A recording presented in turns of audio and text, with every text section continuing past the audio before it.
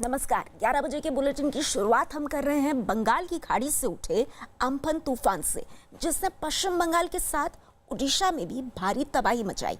Kolkata airport पर भी इसकी मार पड़ी है। तूफान की वजह से हुई बारिश का पानी एयरपोर्ट के रनवे पर भर गया और पूरे एयरपोर्ट में हर ओर पानी ही पानी नजर आया। इसकी वजह से एयरपोर्ट पर सभी सेवाएं बंद करनी पड़ी। तूफान की वजह से एयरपोर्ट पर खड़े विमानों को भी नुकसान पहुंचने की आशंका जताई जा रही है।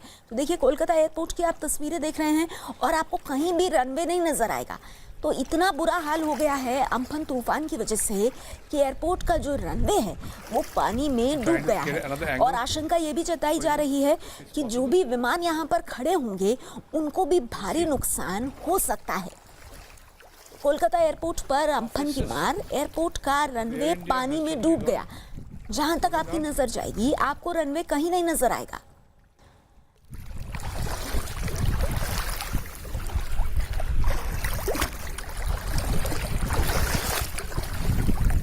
इस बीच आपको बता दें कि इस तूफान की वजह से ओडिशा और पश्चिम बंगाल में अब तक 15 लोगों की मौत हुई है, जबकि सामान और इमारतों को भी काफी नुकसान पहुंचा है। वहीं मौसम विभाग के मुताबिक आज भी बारिश होने का अनुमान है, जबकि तटीय इलाकों में आज भी तेज लहरों की वजह से नुकसान हो सकता है। पश्चिम बंगाल की मुख्यमंत्री ममता बनर्जी ने नुकसान से उबरने के लिए टास्क फोर्स बनाने का फैसला लिया है। सीएम ममता बनर्जी ने 2 राज्यों उत्तर और दक्षिण 24 परगना में सबसे ज्यादा नुकसान होने का दावा किया है।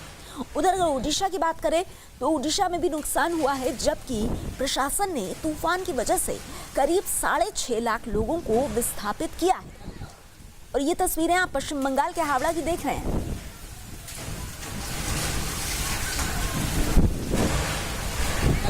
तो हम आपको बता दें कि अम्फन तूफान के कहर की वजह से एक ऐसी तस्वीर सामने आई है जो हैरान करती है। देखिए, ये तस्वीर में आप देख रहे हैं कि किस तरह से स्कूल की टीन की पूरी छत उड़ गई। हवा इतनी तेज थी कि उसने टीन की छत को एक तरफ से उड़ा दिया और देखते ही देखते ये पूरी टीन की छत कागज की तरह उड़ गई।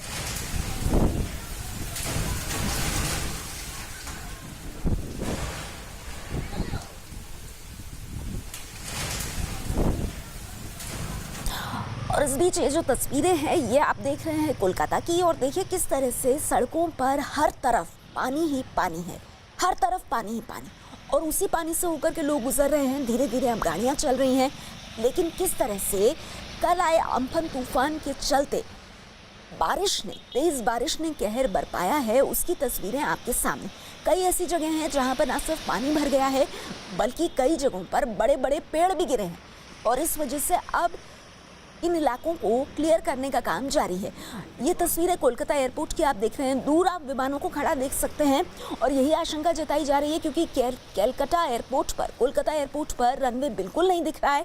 इसीलिए आशंका जताई जा रही है कि कहीं ना कहीं जो विमान खड़े हैं उनको भी नुकसान हुआ होगा। तो 2 तस्वीरें आपके सामने, एक तरफ सड़कों पर पानी भरा है और दूसरी ओर कोलकाता एयरपोर्ट का जो रनवे है वो भी पूरी तरह पानी में डूब गया। For you, if it's possible. Let's see. Kolkata airport की तस्वीरें हैं और इन तस्वीरों में आपको रनवे कहीं नहीं नजर आएगा। तो ये साफ है कि अम्फन तूफान के चलते कोलकाता एयरपोर्ट पर अच्छा खासा नुकसान हुआ है। न सिर्फ रनवे पानी में डूब गया है बल्कि इसके साथ ही कई विमान जो वहां खड़े थे उनको भी भारी नुकसान होने की आशंका है। और उसके अलावा कोलकाता शहर की भी हम आपको तस्वीरें दिखा रहे हैं। सड़कों को देखिए आप, हर तरफ पानी ही पानी है। अम्फन तूफान कोलकाता की सड़कों पर भारी तबाही लेकर आया है। कई जगहों पर पेड़ गिरे हैं, कई जगहों पर बिजली के खंभे भी गिर गए हैं। इस बीच हम आपको बता दें कि पश्चिम बंगाल के राज्यपाल जगदीप धनखड़ ने अम्फन तूफान से हुई तबाही का एक वीडियो जारी किया है। ये वीडियो बंगाल के एक हाईवे का है। वीडियो में आप साफ देख सकते हैं कि हाईवे पर कई बड़े ट्रक और कंटेनर गिरे नजर आए। तो कई बड़े बड़े ट्रक और कंटेनर जो काफ़ी वजनी होते हैं, तेज बारिश के चलते, तेज हवाओं के चलते अम्फन तूफान के कहर के कारण पूरी तरह से पलट गए। हाईवे की तस्वीरें हैं और ये तस्वीरें पश्चिम बंगाल के राज्यपाल ने शेयर की हैं। इसके अलावा हम आपको बता दें कि कोलकाता के बेलिया घाटा इलाके में अम्फन तूफान की वजह से बिजली की सप्लाई पर असर पड़ा। बेलिया घाटा में बिजली की लाइन पर पेड़ गिरने की वजह से शॉर्ट सर्किट हो गया और वहां हो रही स्पार्किंग की वजह से लोग दहशत में आ गए। शॉर्ट सर्किट की वजह से काफी देर तक वहां आतिशबाजी जैसा नजारा दिखाई दिया।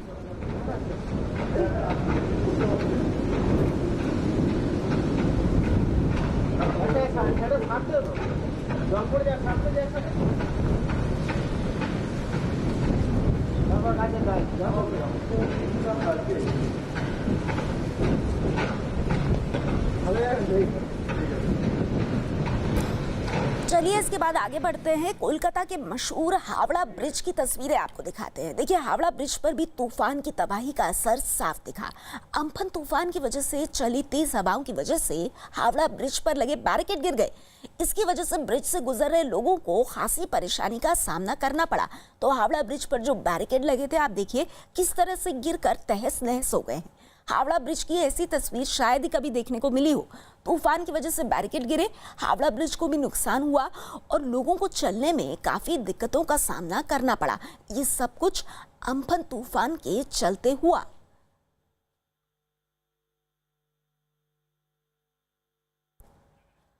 तो हावड़ा ब्रिज पर अम्फन की ये मार आप साफ तौर पर देख सकते हैं। हावड़ा ब्रिज पर जो बैरिकेड्स लगे हुए थे वो तूफान की वजह से इधर उधर गिरे दिखाई दिए। और इसके अलावा बेलिया घाटा की तस्वीरें आप देख रहे हैं। दूसरी तस्वीर जिसमें तेज हवाओं के चलते बिजली की जो तारें थी उनमें शॉर्ट सर्किट हुआ तेज बारिश के चलते और उस वजह से आतिशबाजी हो रही है, ऐसा नज़ारा दिखाई दिया। तो ये तस्वीर है कोलकाता के बेलिया घाटा की।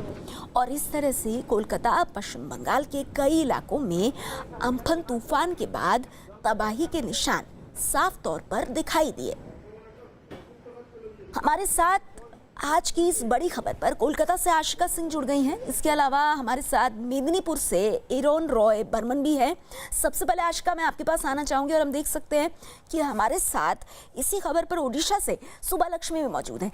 लेकिन मैं आपके पास पहले आना चाहूंगी एरोन, आपसे मैं जानना चाहूंगी कि मेदिनीपुर में इस वक्त किस तरह की स्थिति है। अब से थोड़ी देर पहले आपसे बात की थी तो लोग काफी परेशान थे। क्या आप किसी तरह से थोड़ा साफ सफाई का, राहत का काम शुरू हुआ है वहां पर?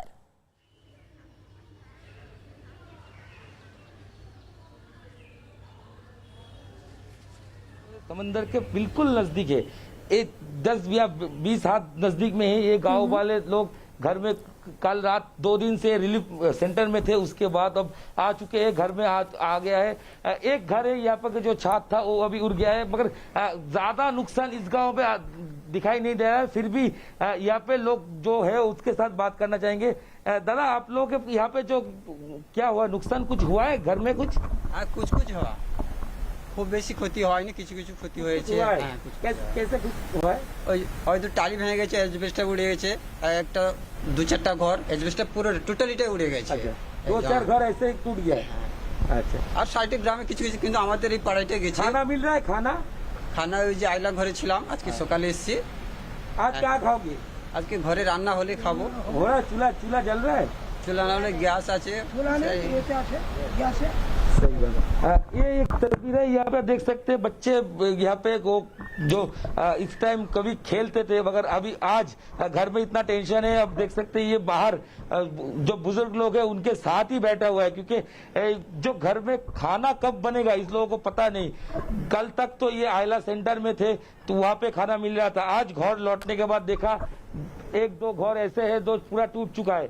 कैसे खाएंगे, क्या करेंगे, क्या पकाएंगे, ये एक बार पूछ लेना चाहेंगे कि दादा खाना हुआ है, खाना मिला है?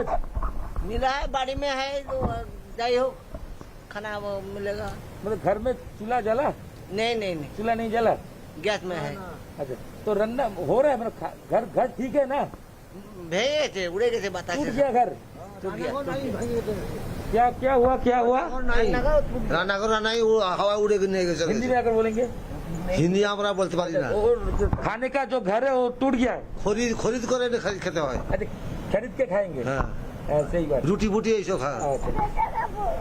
बिल्कुल, ये जो कह रहे हैं कि इन लोग को खाने का अभी कुछ पक्का जगह नहीं है, कहाँ पे खाएंगे, कोई सोच रहा है कुछ खरीद के खाएंगे, क्योंकि अभी भी और एक चीज है, देखिए मौसम फिर से खराब हो रहा है। जो कल तक था उसके बाद आज सुबह से धूप निकला था, मगर अभी फिर से मौसम खराब हो रहा है, बारिश आने की चांसेस है। तो इस जगह पे खड़े होके ये लोग फिर से टेंशन में, अगर फिर से बारिश आए जो कल हुआ था। कल एक ही बात इन मिदनापुर के यहाँ इस साइड में जो अच्छा बात हुआ था कि जब यहाँ पे अम्फान आए थे तब समंदर में भाटा चल रहे थे, तब ज्वार नहीं था, इसके वजह से समंदर का पानी ज्यादा नहीं आया, तो इसलिए गांव में पानी नहीं है। मगर लेकिन जो आप कह रहे हैं, रोहन, कि अभी भी जो मुसीबत है वो टली नहीं है। आशिका का हम रुख करना चाहेंगे। आशिका, पश्चिम बंगाल की इस वक्त किस तरह की स्थिति है, और आप क्योंकि कोलकाता में हैं तो वहां से किस तरह की रिपोर्ट्स मिल रही हैं?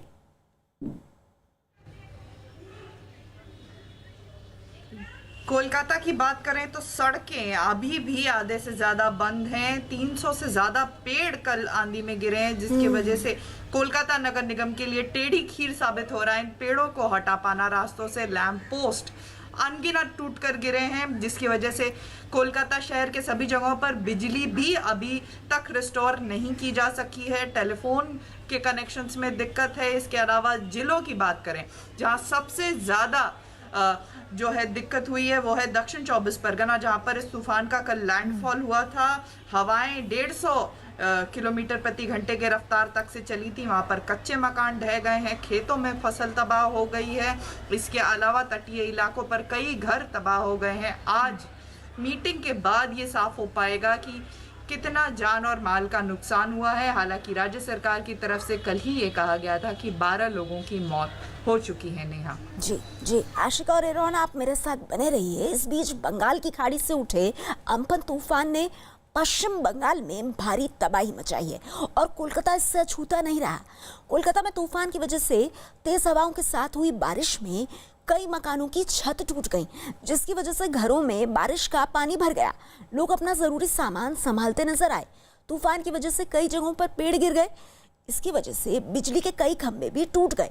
वहीं बड़े बड़े पेड़ गिरने की वजह से सड़कों पर खड़ी गाड़ियों को भी भारी नुकसान हुआ है और कई सड़कें बंद होने से लोगों की परेशानी बढ़ गई है।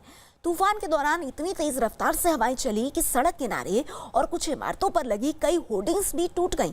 तो तस्वीरें आप देख रहे हैं। इसके अलावा हम आपको बता दें कि पश्चिम बंगाल के साथ साथ ओडिशा के भद्रक में भी अम्फन तूफान ने जमकर कहर मचाया। वहां तूफान की वजह से बड़े बड़े पेड़ गिर गए। एक बड़ा पेड़ गिरने से एक मकान पूरी तरह से तबाह हो गया। तूफान गुजरने के बाद राहत बचाव में लगी टीम ने पेड़ को काटकर वहां से हटाने का काम शुरू किया।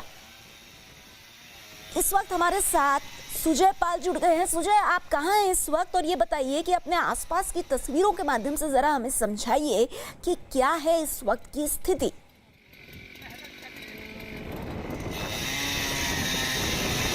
देखिए, मैं अभी कोलकाता की जो heart of the city Dharmatala area में हूँ। मैं मेरे पीछे जो आप तस्वीर दिख रहे हैं, मैं अपनी कैमरा पर्सन सुब्रतो जाना को बोलूँगा।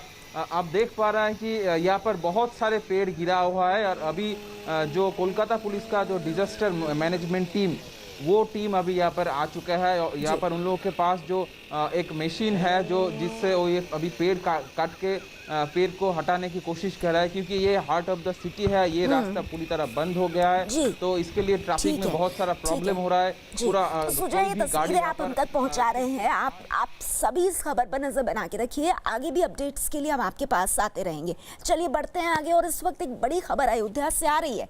अयोध्या में श्री राम जन्मभूमि तीर्थ क्षेत्र में खुदाई के दौरान कई मूर्तियां मिलने का दावा किया गया है। ये मूर्तियां उस वक्त मिली जब मंदिर निर्माण के लिए वहां खुदाई का काम हो रहा था। बताया गया कि खुदाई के दौरान वहां काफी संख्या में पुराने अवशेष और देवी देवताओं की खंडित मूर्तियां, कलश, पुष्प और कई खंबे मिले हैं। दावा किया गया कि खुदाई के दौरान वहां से एक 5 फीट का शिवलिंग भी मिला है।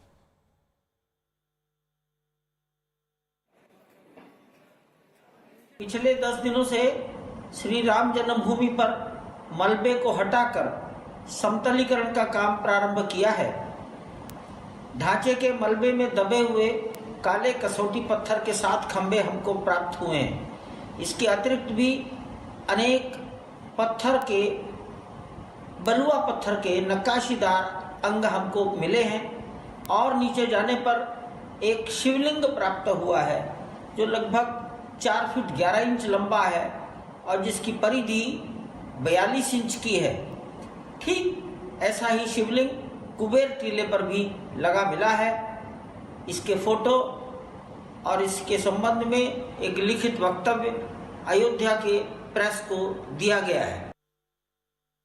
और राम जन्मभूमि में खुदाई के दरमियान कई अहम पत्थर मिले हैं। जमीन का समतलीकरण चल रहा है और समतलीकरण में नक्काशीदार कई पत्थर पूरा अवशेष के मिले हैं, जिसमें आमलक पत्थर है, चौखट बाजू हैं, साथ ही भगवान की ऐसी कई खंडित प्रतिमाएं भी मिली हैं जो तमाम अपने प्राचीनता को सिद्ध कर रही हैं। उसके साथ ही भगवान का शिवलिंग भी अंदर मिला है और जो खुदाई है समतलीकरण के दरमियान कई प्राचीन कुएं भी अंदर मिले हैं। तो इस तरीके की कई चीज़ें राम जन्मभूमि की खुदाई के दरमियान राम जन्मभूमि की परिसर में मिली है, जिसकी पुष्टि श्री राम जन्मभूमि तीर्थ क्षेत्र ट्रस्ट के महामंत्री चंपत राय ने की है। बीते दिनों न्यूज़ 18 ने इस खबर को प्रमुखता के साथ चलाया था और ये कहा था कि अंदर खुदाई का काम, समतलीकरण का काम शुरू हो रहा है और आज उस खबर पर मोहर लग गई है। खुद चंपत राय ने इस बात को स्वीकारा है कि जिला मजिस्ट्रेट से अनुमति के साथ अंदर सोशल डिस्टेंसिंग का पालन करते हुए 3 जेसीबी, 1 क्रेन, 2 ट्रैक्टर और प्लस लगभग 10 आदमी अंदर कार्य कर रहे हैं। ज़मीन का समतलीकरण हो रहा है, जिगजैग हटा दिया गया है, पेड़ों को हटा दिया गया है। अब ज़मीन का समतलीकरण हो रहा है। जहाँ पर पुरानी जगह पर रामलला विराजमान थे, उस चबूतरे को हटा करके नीचे जो पीछे खाई थी उसको बराबर करने का काम किया जा रहा है। और मंदिर का निर्माण शीघ्र हो, इस लॉकडाउन में भी जिलाधिकारी से आदेश लेकर के ज़मीन का समतलीकरण और जहां रामलला पहले विराजमान थे उस स्थल को शुद्धि कराना, पूजन कराना नित्य, ये कई दिनों से कार्य चल रहा है। जैसा कि आप सारे लोगों को विदित है, जिस समय पत्थर तराशा जा रहा था और उसका कार्य पूरा हो गया कार सेवकपुर में वहाँ कार्यशाला में, तो निश्चित रूप से जल्दी मंदिर बने इसके लिए प्रयास किया जा रहा है। खुदाई में पुरातत्व की सामग्रियां जो प्राचीन मंदिर के अवशेष मिले हैं, यह सिद्ध होता है कि कभी स्वर्णिम काल भारत का था राम जन्मभूमि, जैसा कि मैं सुना हूं और सभी लोग जानते हैं कि महाराज विक्रमादित्य ने भव्य मंदिर निर्माण कराया था, जिसको ध्वस्त कर करके एक ढांचा खड़ी की गई थी। तो उसका अवशेष ये सब हो सकते हैं, परंतु अभी कोई उसका पूरा तत्व साक्ष्य भी नहीं मिला है। परंतु यह निर्विवाद सत्य है कि राम जन्मभूमि की खुदाई में उसको समतलीकरण में मिले हैं, तो वह राम जन्मभूमि के ही अवशेष हों। उत्तर प्रदेश के मुख्यमंत्री योगी आदित्यनाथ ने लॉकडाउन के दौरान दूसरे राज्यों से लौटने वाले मजदूरों से वीडियो कॉन्फ्रेंसिंग के जरिए बात की।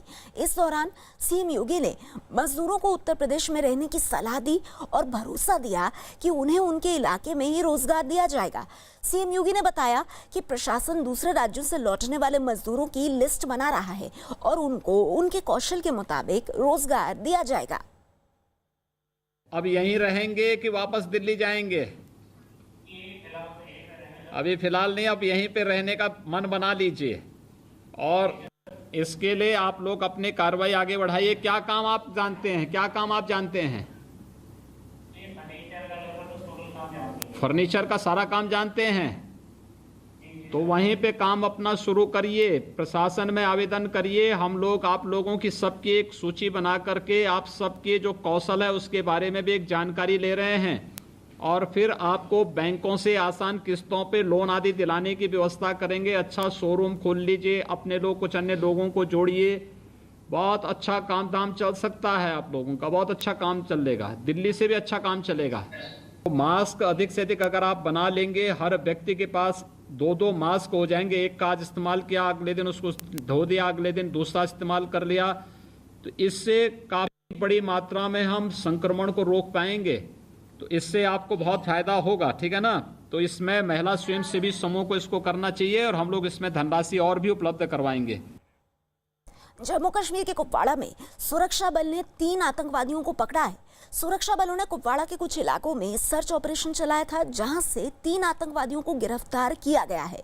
जानकारी के मुताबिक आतंकियों के पास से हथियार और गोला बारूद मिला है। तो कुपवाड़ा से 3 आतंकवादी गिरफ्तार किए गए हैं। इसी खबर पर हमारे साथ संवाददाता रिफत जुड़ गए हैं। रिफत, और क्या जानकारी मिल रही है? देखिए नया, जिस तरीके से आपने कहा कि 3 लोगों को पकड़ा गया है, इनका पिक्चर जो है ये वायरल हो गई थी कुछ दिन पहले और उसके बाद ही कोऑर्डिनेट सर्च ऑपरेशन इस पूरे एरिया में शुरू किया गया था आर्मी, सीआरपीएफ और पुलिस के द्वारा।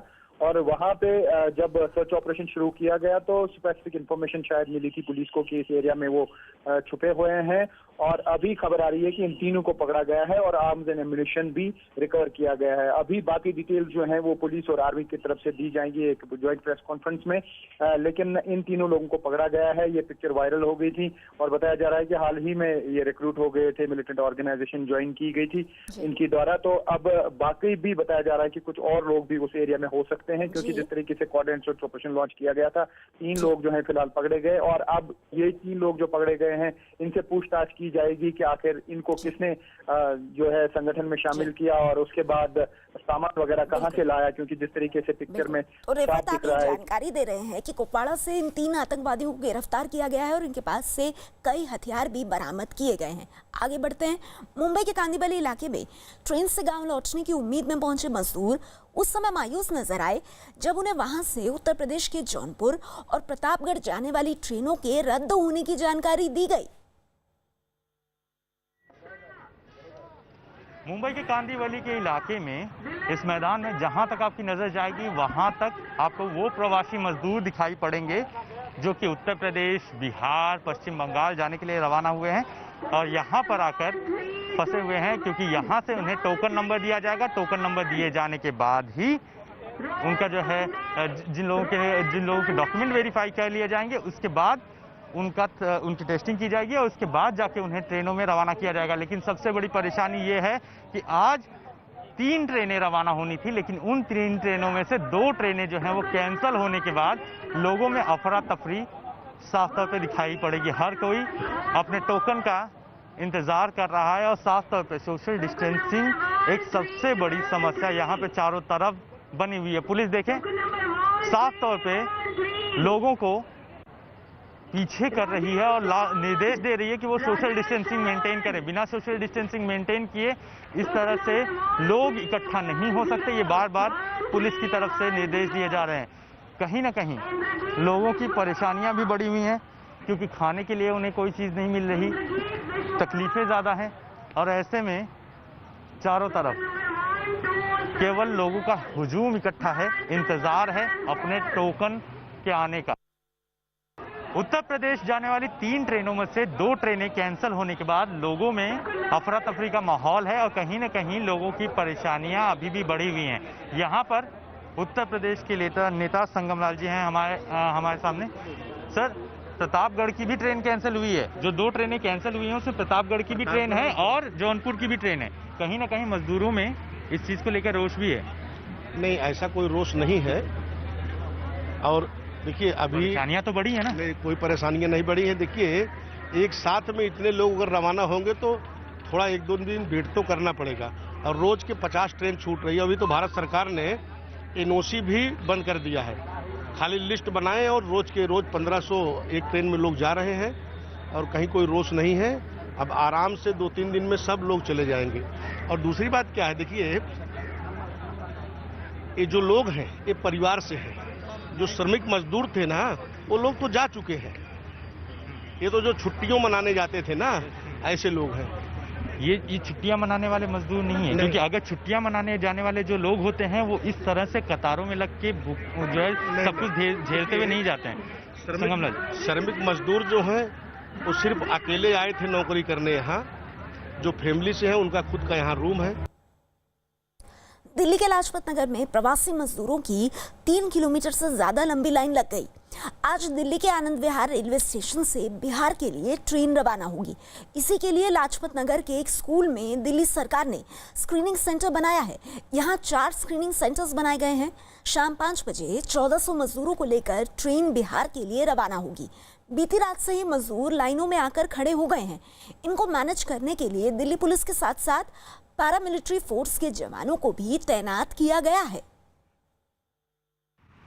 इस वक्त मैं मौजूद हूँ दिल्ली के लाजपत नगर में और प्रवासी मजदूरों की यहाँ पर लाइन लगी है क्योंकि ये प्रवासी मजदूर अपने पैतृक गांव जाना चाहते हैं, यूपी बिहार जाना चाहते हैं और इस वजह से जो है दिल्ली सरकार जो इनको अपने बसों में ट्रेनों के जरिए भेज रही है। पहले इनका मेडिकल कराया जा रहा है, लाजपत नगर में यहाँ मेडिकल कराया जा रहा है और आप देख सकते हैं ये जो कतारें लगी है ना, ये 3 किलोमीटर से ज़्यादा लंबी लाइन यहाँ पर लग चुकी है प्रवासी मजदूरों का। एक बार मैं आपको यहाँ पर तस्वीरें दिखाना चाहूँगा। अब देखिए ये जो रास्ता घूमा हुआ है, अंदर लाजपत नगर मार्केट में एक स्कूल है, उस स्कूल के अंदर मेडिकल चेकअप हो रहा है इन मजदूरों का। और एक दूसरी तस्वीर आपको दिखाना चाहूँगा। आप देखिए यहाँ पर कि यहाँ पर किसी भी तरीके से सोशल डिस्टेंसिंग का पालन नहीं किया जा रहा। सीधे आप लोग सोशल डिस्टेंसिंग का पालन क्यों नहीं कर रहे हैं?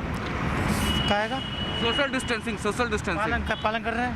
इतने पास खड़े हैं आप लोग, तो क्या अपने मास्क ऊपर क्यों नहीं पहना हुआ है? अभी पहन रहे हैं। अरे कौन सा सोशल डिस्टेंसिंग का पालन तो कर लीजिए, आप लोग दूरी तो बना लीजिए। क्या करें सर, क्यों नहीं कर रहे हैं?